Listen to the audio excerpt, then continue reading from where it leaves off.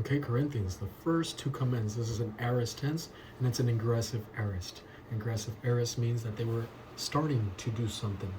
The nature of this verb, to commence, the first to commence on, has the connotation of an ingressive aorist, to start something. So this is not a constantive nor a culminative aorist, it's an ingressive aorist. We're going to translate that word, the first to commence. They started something, but they did not finish it. The active voice, this is middle is a middle verb, but it is a deponent verb. It's active, passive in form, but active in meaning. And this means that the Corinthians were the ones that were producing the action of the verb from so much positive volition that they were eager and they commenced the giving before everyone, before anyone else, before the Macedonians.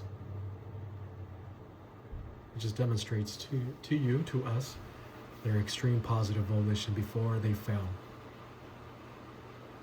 And the indicative mood, this is declarative for the fact that they were super positive towards Bible doctrine and they were expressing it already in love. So they probably would have arrived faster at, I'm not sure, but they probably would have arrived faster at Gate 5 than the Macedonians. Even though the gospel arrived first at Macedon, then Athens, and then Corinth. Acts chapter 18. Sometimes some believers arrive faster than others. It just depends on how much you want to know God. All right, so what do we have again? And this is my doctrinal opinion, because this is convenient, profitable to your benefit. You who are such a category as a year ago were the first to commence. The first to commence what? We have two infinitives, articular infinitives here, separated by an adversative conjunction alla. To poiesai, to thelein. So first, let us begin here. To poiesai, and that is an articular infinitive of poieo. Poieo means to do, to put into action, to produce. What are they doing here? Doing the giving. So we can translate it, the giving. And this is an articular infinitive, making it a substantival infinitive.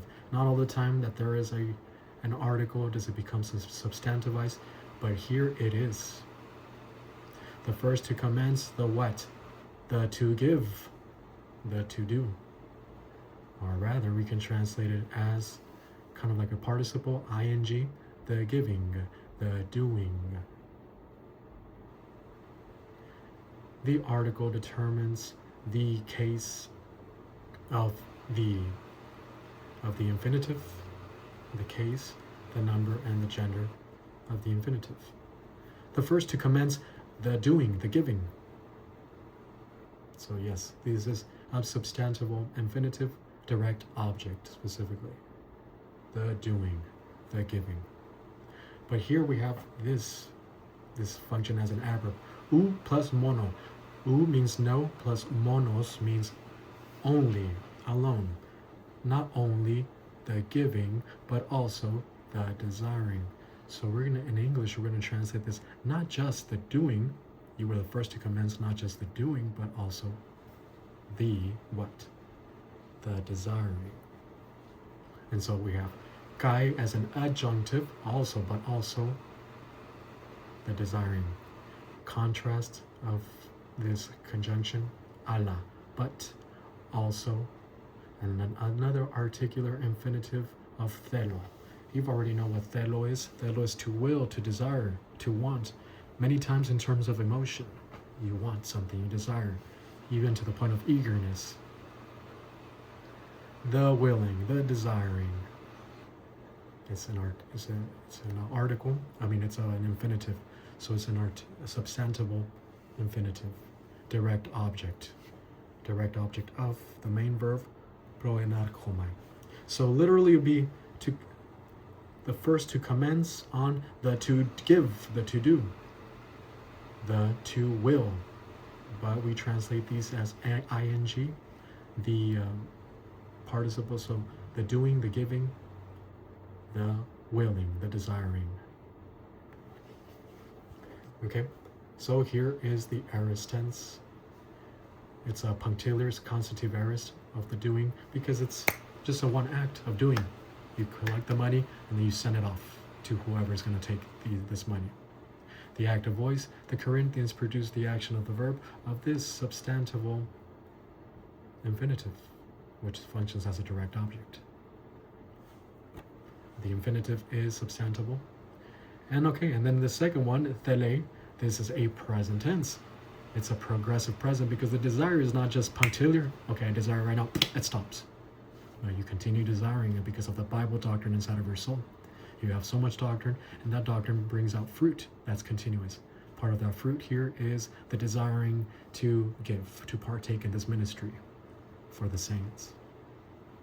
The active voice, the Corinthians produced the action of the verb back then from the doctrine inside of their soul. And the infinitive is substantival, also functioning as a direct object. Commends on the giving, not just the giving, but also the desiring, the willing. All right, so we have a translation, yay. And this is my opinion based on doctrine, because this is convenient, profitable to your benefit. To you who are such a category as a year ago, such a category as were the first to commence on not just the giving, but also the desiring to do so. That was a little bit confusing. Want me to try it again? Oh, you don't? Okay, I'm going to try it again just because you don't want to. 10. And this is my opinion based on doctrine, because this is convenient to your benefit, profitable to your benefit. You who are such a category as a year ago were the first to commence on not just the giving, the doing, but also the desiring to do so. Oof, there we go. This is a wonderful, great Greek that Paul uses. And if you do not appreciate this verse, and if it does not give you much doctrinal insight, at least you can appreciate the Greek.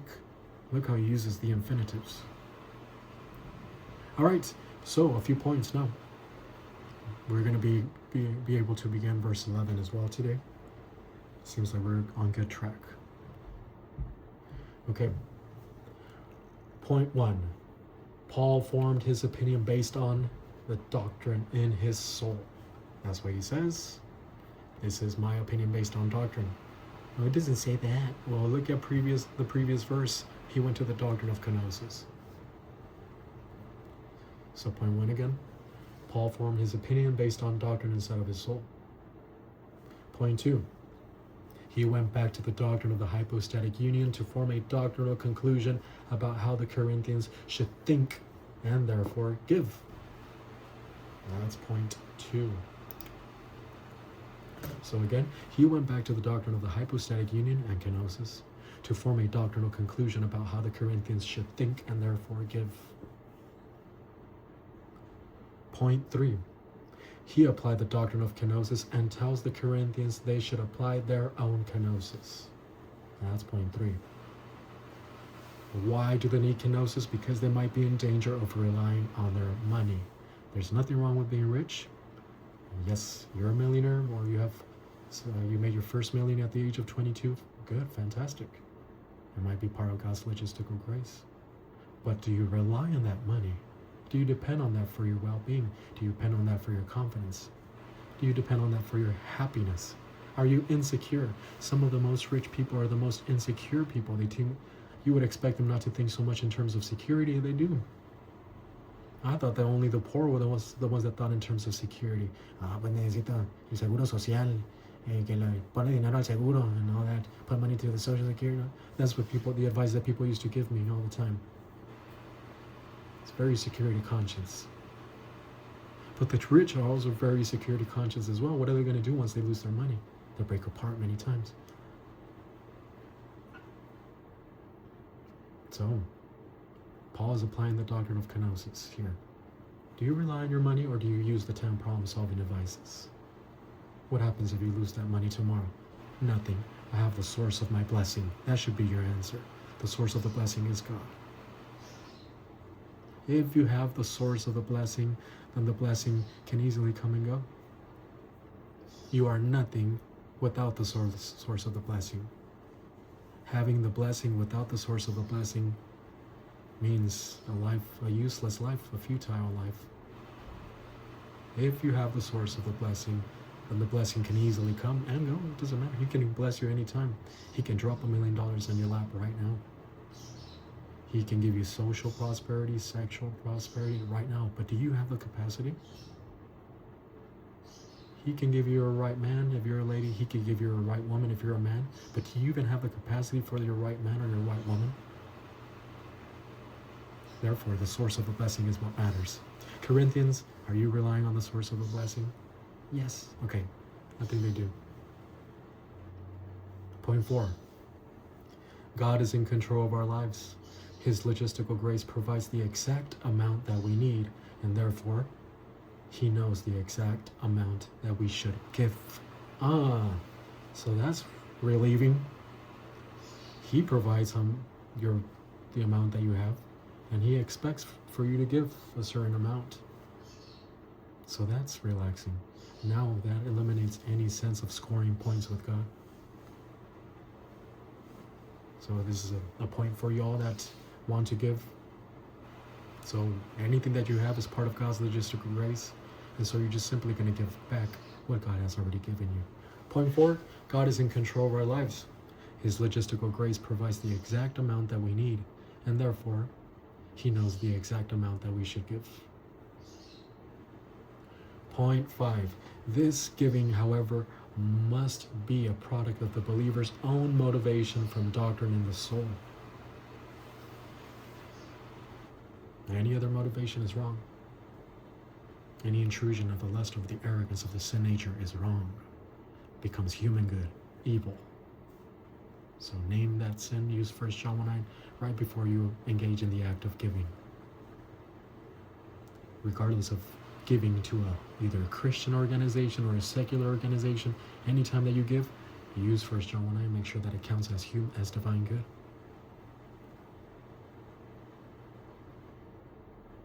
Point 6, anything from the motivation of the sin nature is not acceptable. It's an illegitimate child. It's a bastard child. Point 6, anything given from the motivation of the sin nature is not acceptable. And how many times do Christians do this all the time? There's millions of Christians and always talking about the good that they do, the love that they love. And it's all a bastard child. Can you believe that? This love and this good that I have here is because of God. So every time, by giving lip service or doing, we ascribe all these illegitimate children to God, saying, God, this is your child. This is a product of you. This love that I'm producing is your child, God. God says, no, that's not my child. That's a fake love from the sin nature, from the cosmic system. That's your paramour right there. Don't bring on me that fake child. He's your son. God says, no, he's not my son. You will produce my son once you arrive at gate 5. That's going to be the legitimate love. That's going to be my son.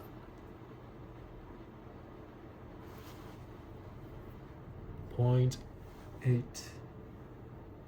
Point 8 says, by pointing out the fact, a good quality of by pointing out a good quality of theirs, Paul lets them know that any failure should be left in the past, and thereby not hinder any further motivation to give. Okay, my English is a little bit scrambly. Let me try it again. By pointing out a good quality of theirs, Paul lets them know that any failure should be left in the past, and therefore not hinder any further motivation to give. This applies to you. Failures in the past should be left in the past. Do not let it hinder you from advancing in the plan of God.